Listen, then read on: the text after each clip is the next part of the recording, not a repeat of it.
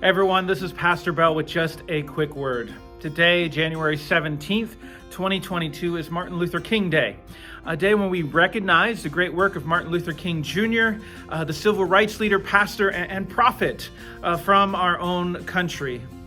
Today, we recognize the amazing work that he and other civil rights leaders did in order to help our country live up to its own ideals that all people are indeed created equal regardless of the accident of their birth or the color of their skin.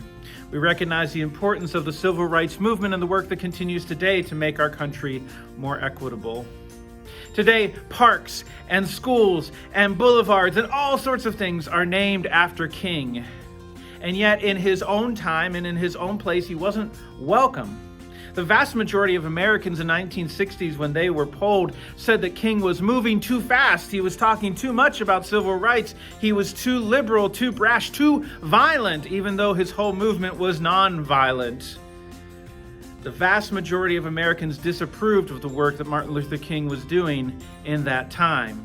And it reminds me of something important, something that comes straight out of the Bible, that a prophet is never welcome in their own time and in their own place.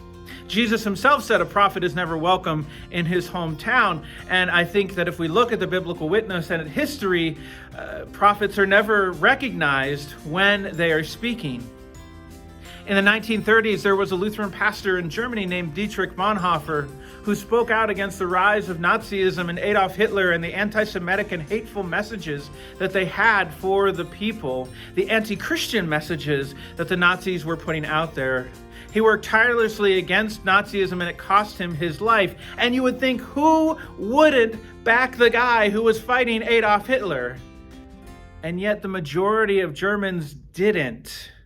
They either disagreed with the work that Bonhoeffer was doing, calling him a radical or a violent person, or they simply said nothing in support of his words and his work. And eventually he was arrested and executed by the state before the end of the war. Prophets are never welcome in their own time and in their own place. And I think it's because when prophets speak to us directly, when they speak to our current state of affairs and the current state of our hearts, it hits too close to home.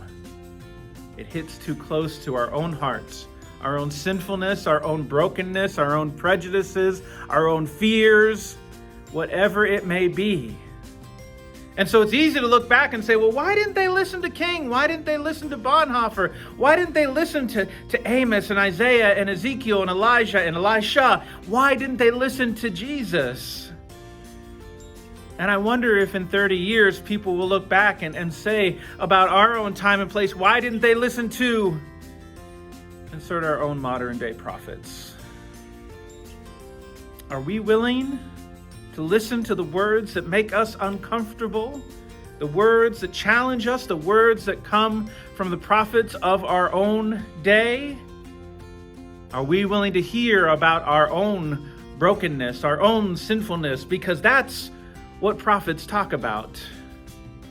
Are we willing to open our ears and our hearts and our minds so that we can live up to not the ideals of our country, but the ideals that are given to us in the gospel, the ideals that come from Jesus?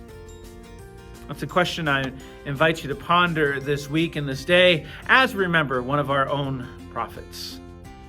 And it's a question I hope that we always think about when we hear words that challenge us from unexpected places and unexpected people.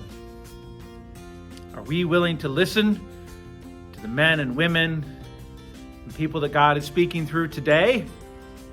Or like so many others before us, do we say prophets are not welcome here? I hope you're having a wonderful week. I hope you are staying safe and warm. God bless you, and we'll see you next time. Bye now.